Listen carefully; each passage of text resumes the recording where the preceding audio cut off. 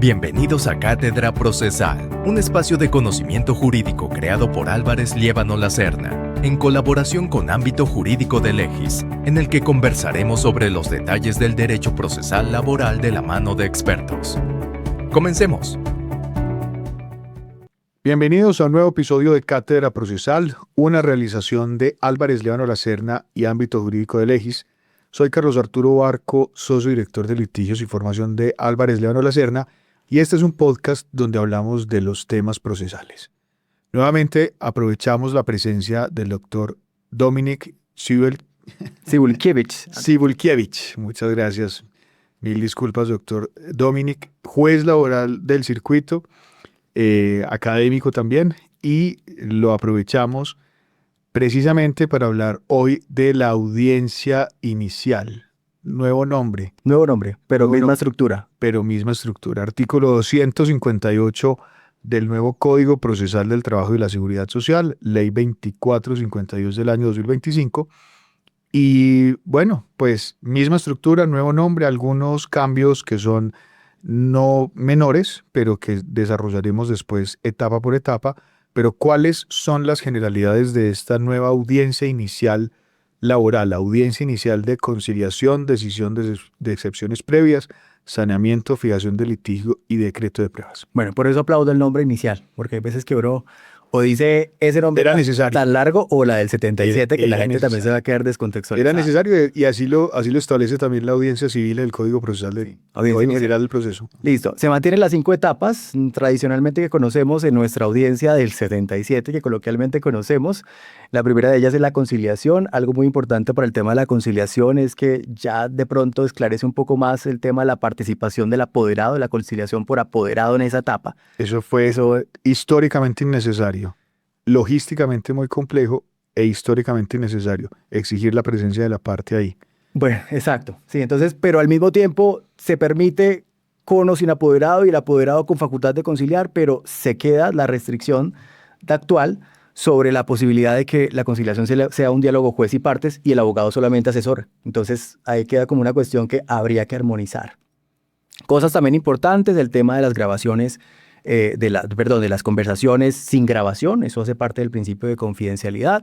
Y el tema novedoso, podríamos decirlo, es comprometer la asistencia del curador ad litem, que también es un dolor de cabeza en la práctica judicial, porque continuar una audiencia sin curador ad litem es una falta de defensa técnica para el representado. Entonces, la posibilidad de imponerle una multa al curador ad litem, no solamente al apoderado que no asista a la audiencia, es primordial. Y pues hay que tener en cuenta que sería un incidente sancionatorio, responsabilidad subjetiva, porque lo ha dicho la jurisprudencia. Esos serían como los temas novedosos de esa primera etapa. Nos mantenemos en 5 entonces grandes etapas. Exacto. Insisto, esto nos dará para descender a cada una en episodios posteriores. Yo sí celebro que la conciliación sea mucho más útil, que sea mucho más práctica logísticamente, porque es que además algo de lo que seguramente también tendremos que hablar más adelante es de la conciliación prejudicial, que es completamente novedosa en este código. Bueno, sí, en el código, porque ahorita estamos agarrados de la ley 2220, entonces... Sí, en el código ya hubo una gran discusión detrás de eso.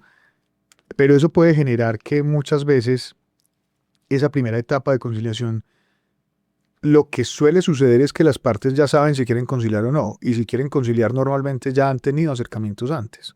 Exacto. O que vayan preparados. Que se den sus propias ofertas o lleven... Que además ahí va a jugar un papel muy importante, que es lo que quiere cada persona, que no necesariamente es plata, no necesariamente es dinero, y ahí va a entrar algo de lo que ya hemos hablado aquí en otros episodios también, que son todas esas facultades del juez, terapéuticas, restaurativas y etcétera, retributivas, como fórmulas de conciliación. Claro. Entonces se da un complemento del artículo 6º sobre el particular, y el juez y las partes no solamente tienen la posibilidad de concertar algunas medidas de reparación para el tema del tejido que se genera entre empleador, trabajador o cualquier otra relación jurídica que sea de nuestra competencia, con la posibilidad de proponer fórmulas de arreglo. La conciliación debe ser la vía privilegiada para la solución de las controversias laborales, y esas fórmulas de arreglo deben estar guiadas por justicia no solamente lo que conocemos, compensatoria, retributiva, sino restaurativa y terapéutica. Entonces eso es bastante importante tenerlo en cuenta. En ocasiones hay veces que de pronto la controversia, ya en la conciliación es mucho más fácil incluir ese tipo de fórmulas, de pronto en la sentencia puede ser dependiendo del caso concreto. Aquí hay algo muy particular y es que yo creo que aquí sí se evidencia que dentro de la estructura de este artículo, el viejo 77, como lo conocíamos y como lo seguiremos conociendo seguramente, el viejo 77, el viejo artículo 77, aquí sí se integran muchas pautas de la práctica judicial. Por ejemplo, que haya una distinción muy clara entre lo que es la audiencia inicial, que de cierta manera es preparatoria del juicio, Exactamente. y la que es ya la etapa propiamente dicha de trámite y juzgamiento. Y desde la práctica judicial yo creo que va a ser muy útil que se distingan muy bien esas dos etapas para que uno sepa cuándo es que va a haber práctica de pruebas y cuándo no, y que los juzgados puedan también preparar sus agendas Exacto. de manera que haya una claridad sobre qué es lo que se va a tratar en la audiencia. Hoy en día muchos juzgados suman 77 y 80, o Y sea, no avisan a hace veces. una sola audiencia y no avisan, y eso descoloca mucho a las Claro. partes. Claro, eso también es una novedad de la parte de las audiencias como tal del nuevo procedimiento laboral, y es que le recuerda al juez que si va a hacer uso de la posibilidad de hacer las dos audiencias en una misma sesión o en una misma actuación, pues le avise a las partes que va a hacer esa actuación en el respectivo auto que convoca a la audiencia. Eso es importante y de eso también ha sido objeto de pronunciamientos judiciales en sede de tutela sobre todo. Además, por algo muy importante, es que son dos etapas o dos estados realmente distintos. Claro. Y tiene que estar preparado para lo que lo convocaron, ¿no? Y muchas veces, obviamente, no son distintos porque una es una etapa preparatoria del juicio propiamente dicho, pero además la práctica de las pruebas, el juzgamiento depende de muchas cosas que pasan en una primera etapa. Correcto. La fijación del litigio, el decreto de las pruebas, si hay que, por supuesto, si hay que convocar a un tercero, si hay que pedir de informe a una entidad pública, o sea, todo ese tipo de cosas solo se van a saber ahí, en esa primera etapa. Ahora, ese numeral D del artículo, estamos leyendo el artículo 258, que es el nuevo 77, por así decirlo, para los que son litigantes y nos están escuchando. En el literal D hay algo que me llama la atención, sobre todo en la práctica judicial. Dice el juez, en la parte final del literal, dice: el juez señalará día y hora para la audiencia de trámite y juzgamiento, que habrá de celebrarse dentro de los 3 meses siguientes. ¿Qué hacemos con esos términos perentorios que muy entusiasta el legislativo pone en esa redacción? Bueno, esa es una reiteración del actual 77. Procuro tratar de cumplirlos, pero hay veces que no se puede por la agenda. Entonces, es a veces complicado, pero es como una forma también de dar luces sobre la duración del proceso laboral. Esperemos que de pronto en algún momento la congestión no esté tan dura para poder cumplirla como se quiere. Y eso dependerá de las autoridades administrativas de la rama judicial, pero 3 meses es demasiado poco realmente. O sea, muchas veces Bueno, yo estaba nosotros... pensando que era mucho, porque debería ser como al mes siguiente o a 2 meses. Claro, digamos, idealmente Ideal, claro. podría ser la semana siguiente, el mes siguiente. Lo que pasa es que la congestión judicial nos lleva a Claro. reconocer que entre esa primera audiencia y la de trámite y juzgamiento, o sea, la audiencia inicial y la audiencia de trámite y juzgamiento, podrán pasar muchos meses más Sí, que claro. 3. Sí, sí, sí. Eso es particular. Hay muchos distritos que por supuesto están mucho más congestionados que otros. Bueno, ¿qué más podemos decir de esa audiencia inicial? Insisto, sabemos que vamos a tener que hacer un episodio etapa por etapa. Bueno, Los invitamos a seguir también en sintonía para eso. Pero, ¿qué más decimos de esa audiencia inicial antes de prepararnos al trámite y juzgamiento? Bueno, tener en cuenta que en el caso de las excepciones previas solamente van a pasar el filtro las excepciones previas que requieren de pruebas, porque la ley ahora permite, como lo hace, y eso lo se extrae del procedimiento común, que las excepciones previas que no requieren de pruebas, el juez las resuelva antes de la audiencia inicial. Entonces van a pasar el filtro únicamente las que requieren práctica de pruebas y el juez emite el auto interlocutorio que corresponda. Después de eso viene la etapa de saneamiento, que no hay ninguna novedad, simplemente el juez adopta las medidas que considere necesarias para evitar nulidades o sentencias inhibitorias y continúa con la siguiente etapa, que es la de fijación de litigio, que es bastante importante.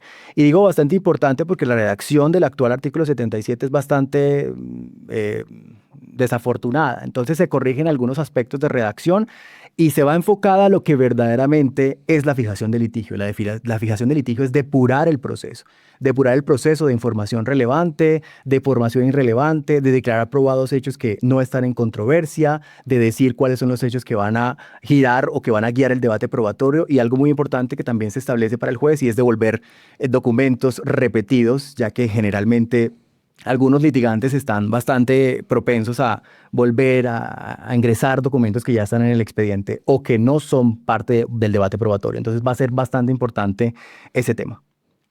Aquí hay algo importante también sobre el tránsito de la primera audiencia a la segunda, o sea, de la audiencia inicial a la audiencia de trámite y juzgamiento. Bueno, que hay que hacer un paréntesis importante. La estructura del proceso laboral quiere decir que vamos a tener dos grandes audiencias, pero eso no quiere decir en la práctica que sean solo dos. Podrían ser varias sesiones de la primera audiencia inicial y varias sesiones de la etapa de trámite y juzgamiento. Idealmente no, pero eso es algo que sería...